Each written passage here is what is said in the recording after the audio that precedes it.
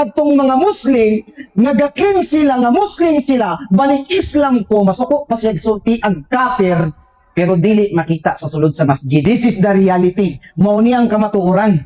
Dako kay tag masjid, pero halos dili ta mapuno og isa ka linya. Ang pangutana, asa ang mga membro? Nga unta, gaklaim man ka, kag Muslim ka, asa man ka kung ang adhan madungog nimo. Ang palatandaan sa tinuod nga Muslim, ingon si Propeta Muhammad, kung siya magtindog og sambayang. Kaya ang giingon ni Propeta Muhammad, kung dili ka magsambayang, unya gakin ka nga Muslim ka, dili ka Muslim. Kay kafir ka.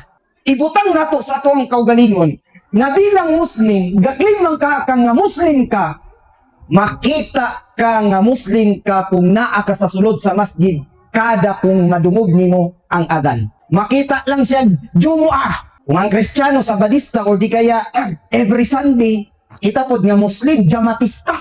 Every Jumu'ah ramang ka makita. Ako, wala ko igipadungog-dungog sa inyo ha? Nga Jamatista ka kay wala kung kaila sa inyo ha. Kung kasi gabuhat ana, karon naman po ninyo nagkita-kita.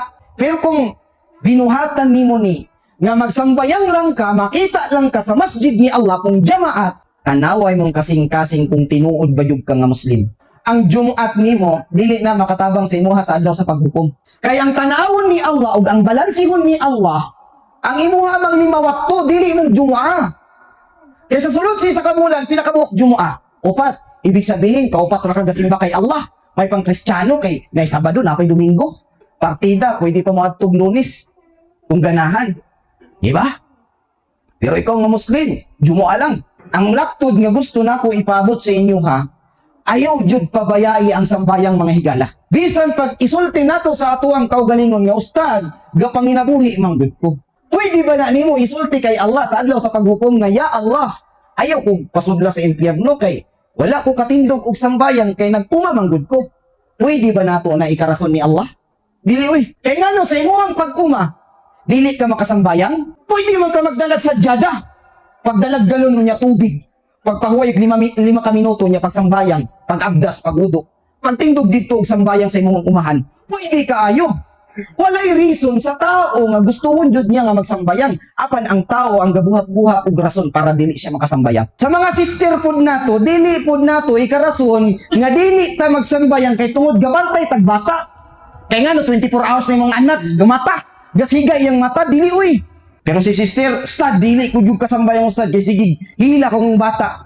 Kaya nga no, dili mundang iyang paghilak. Kaya nga no, dili mundang ang iyang pagmata. Patulog mang jud siya. Pagkahumag katulog sa imong anak, pagsambayang sister. Kuhay mong mukna, kuhay mong hijab, pagudo, pagsambayang. Gipadali pagani ni Allah sa inyo ang pagsambayang, kay magsambayang mo sa sulod na sa inyong balay. Pero si sister, dili jud siya magsambayang. Kaya nga naman, wala man sa iyang kasing-kasing ang pagsunod sa Islam. Kabalo mo mga sister, isa sa rason nga pwede ka bulagan sa imuhang bana ang imuhang dili pagsambayang. Hoy, pagmata niya ba? Niya ikaw, sige bukot. Tugnaw man love. Basta gani sister, pukawon kasi mong asawa, ayaw pagmugot.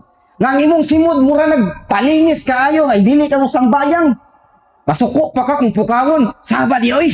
Mayroon ba ikaw gabantay bata? Girabaya, sister, ayaw pagingana. Pasalamat gani ka kay imuhang bana, iyaha kang iluwas sa impyerno ni Allah. Kaya wala tayo rason, sister, nga dili ka makasalah. Ha?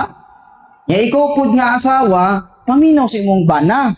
Kay ang imuhang bana, siya ang imuhang paraiso. Sa magingon ni Propeta Muhammad, ang kinsa mang babae nga iyahang pagatuhuan, ang iyahang bana, kung mamatay siya nga naa siya sa pagtuo sa iyahang bana, siya makasulod sa paraiso ni Allah. Saan man imo pagtuo sa imuhang bana? Nga kada sugo sa imuhang banag sambayang sige kag kusmod. Samantalang kung magsige siya make up sa samin, halos 2 ka oras, halos magtulo ka oras. Pasambayanga og 5 lang ka minuto, dili pa jud mabuhat. Mga brother and sister, ang gusto nako ipaabot jud sa inyo ha nga laktod nga istorya, pagsambayang, pagsambayang, pagsambayang. Kay maunay problema nato.